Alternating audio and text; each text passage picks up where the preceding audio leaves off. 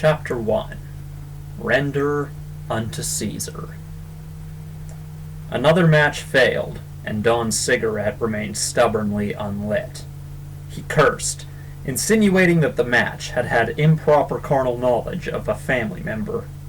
He threw a hard look at the matchbook, trying to intimidate it into cooperating with him. He promised the matchbook that this really was his last cigarette, honestly, and wasn't man's last cigarette more than enough reason to give him a light? And it was going to be his last one, too. For real this time. He had sworn to Karen he would quit when the baby arrived, and he'd already cut down to only 2 or 3 smokes a week. But.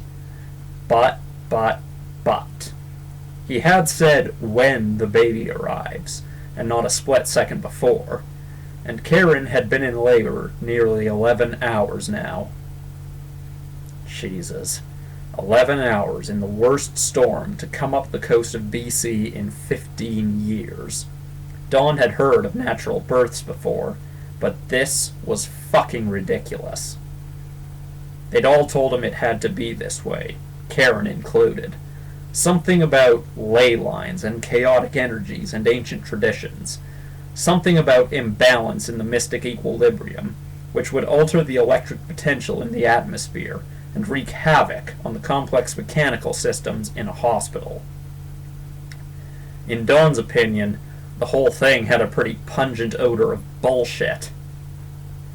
He finally got his cigarette lit and took a walk around the beach. The island was a half-mile of rock and trees, with one log cabin stuck in the middle of a clearing on the nearby hill. It was what Don's father-in-law would have called a real strip of piss. As lightning struck the next island over, Don told himself there wasn't anything to worry about. Really, there wasn't. That 200 pounds of rugby muscle wasn't just for looks. He knew how to handle himself in a fight. So did Karen, if it came to that. Not to mention the retinue of freaks, said a voice in his head. Then, holy shit, there's a word of the day for you. Lovely night for it, eh? Don turned and saw a man approaching him from the cabin. Enter freak number 1, said the voice. The man shouted at Don over the howl of the wind, and his long Inverness coat billowed behind him. I said, lovely night for it, eh? Don didn't answer as the man in the Inverness coat drew close to him.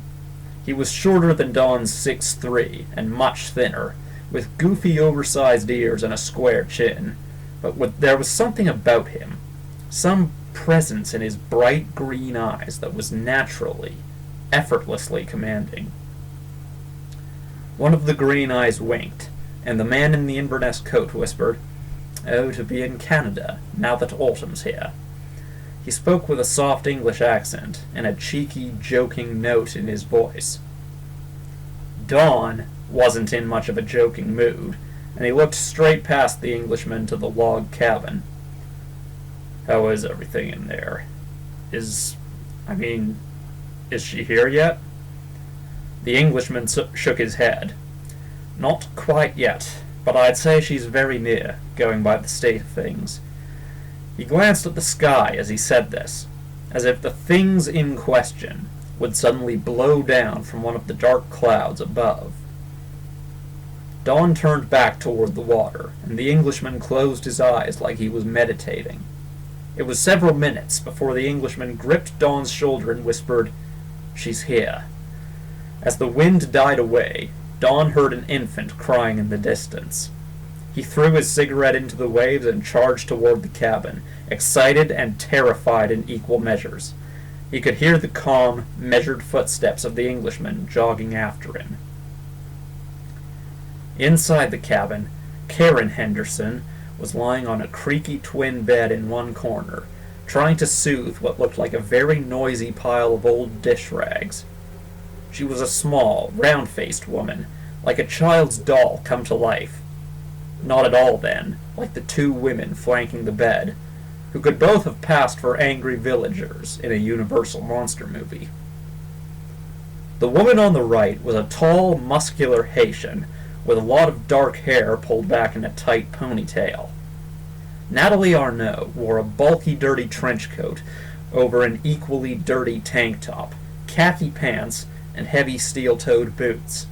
The whole ensemble suggested that she'd been working nights in either a munitions factory or a slaughterhouse. The woman on the left looked like an older version of Karen. Stout of frame and straight of back, Grandma Meg McAllister had a glass of single malt scotch in her hand. It was not her first one of the night. Don stood with his back to the door for a moment, staring at the squirming, noisy bundle in Karen's hands, until the Englishman gave him a nudge. "I think some introductions are in order, Donald." Karen looked up and nodded, beckoning Don over to her. As he approached the bed, she glanced at the Englishman and said, "You too, Simon." The two men huddled around the bedside as Karen gave the child a gentle pat on the back and said, "Don, say hi to your daughter." Grandma Meg put down her scotch and gently placed the child in Don's arms. His whole body froze as the baby's weight settled against him, and he imagined that the slightest tremor would offend her. Only his mouth moved as he whispered, "She's gorgeous." This was, of course, a clever lie. She was a newborn baby, and all newborn babies look like flesh-shaped balloons filled with prune juice and raspberry jam. But as far as Dawn was willing to admit, the child was perfect. "So what do we call her?" Simon asked. "Only I feel like small human in progress is a tad wordy." Karen smiled and shook her head. "We call her Abigail." Grandma Meg nodded and took a sip of her scotch. "Aye," she said in a broad Yorkshire accent. "Abigail Margaret Anderson." Then she smirked and added, "My suggestion, of course." Don nodded and rocked the child in his arms. Abigail. Abby, for short. He leaned in close to his daughter and whispered, "Do you like that? Do you like Abby?" Abby made a gurgling noise of assent and reached for Don's nose with a fat, sausagey arm. As her eyes opened and she took a first look at the room around her, the party went quiet and just watched her, forgetting that there was a world beyond their log cabin. So it came as a huge shock when somebody knocked on the door. For a second, nobody moved. Then Natalie pushed aside her trench coat, letting her hand rest over the hilt of the long machete she had strapped to her leg. Grandma Meg reached for the Webley revolver she'd holstered at her hip and thumbed the hammer nervously. Simon closed his eyes and nodded once. "It's him." The door crashed against the wall as a rush of freezing wind howled through the cabin. Don held Abby close to his chest and turned his back to the chill, while Natalie and Grandma Meg trained their weapons on the figure in the doorway. The newcomer was not quite a man, nor was it quite a monster. It was human in shape, but it was cloaked in a set of white floor-length robes with gold at the sleeves and collar, and a purple hood that hid its eyes. The thing in the robes glided into the cabin, hands folded in front of it, heedless of the venomous looks it received. Behind it, the door slammed shut and locked itself. The thing whispered, "The weather is pleasant, is it not?" Its voice was like the crunch of dead leaves underfoot, and the way the corners of its mouth twitched upward suggested that it was attempting irony. Natalie stepped forward and touched the point of her blade to the creature's throat. "What the hell do you want, you son of a bitch?" The robed figure raised its hands submissively. "Such language," it wheezed. "And in the presence of a child.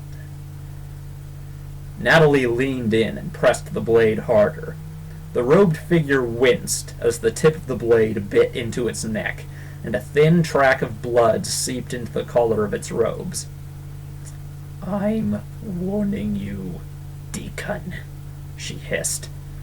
The deacon flicked one of his raised hands, and the machete sank to the floor like a lead weight, taking Natalie with it.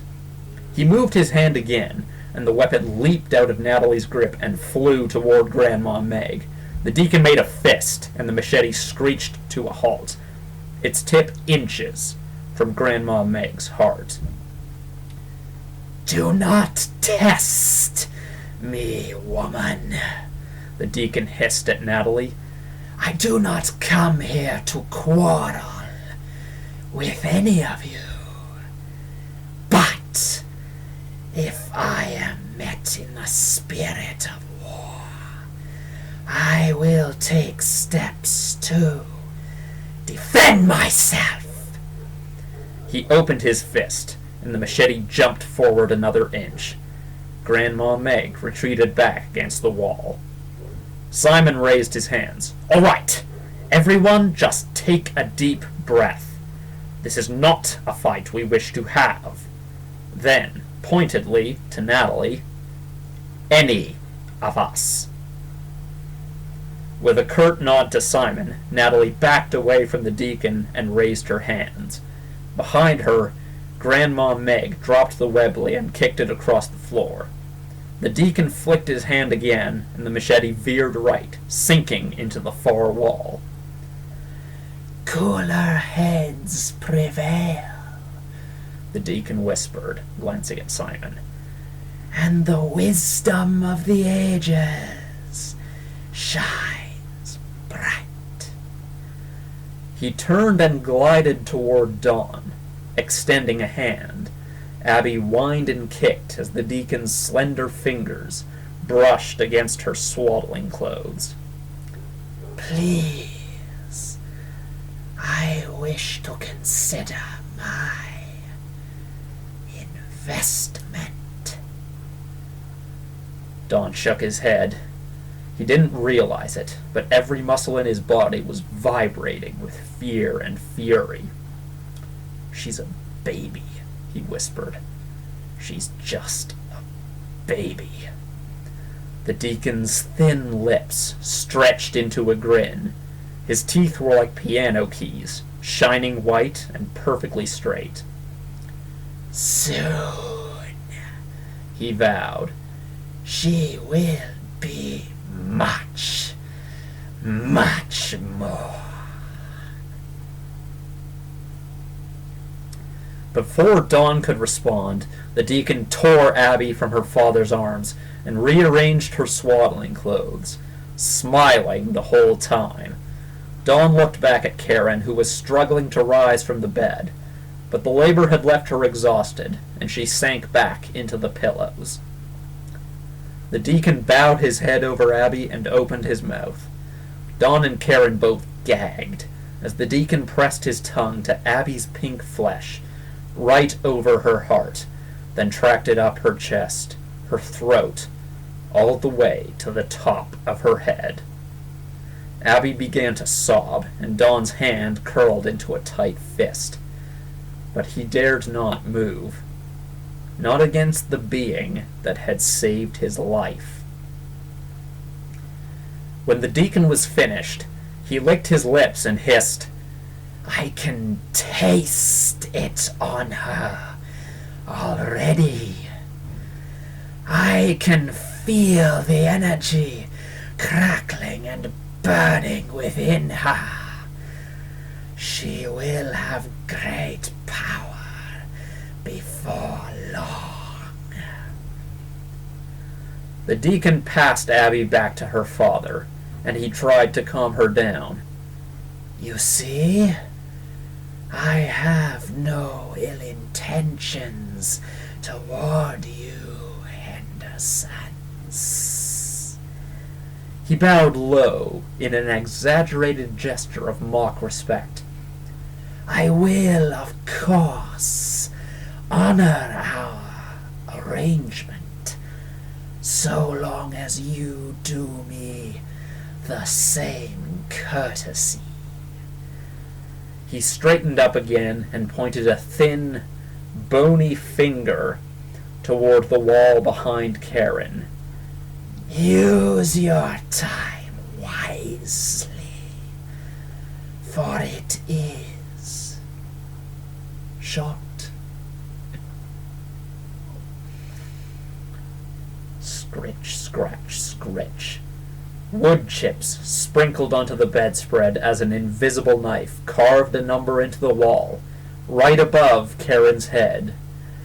Render unto Caesar, the deacon rasped, that which is Caesar's, and render unto God.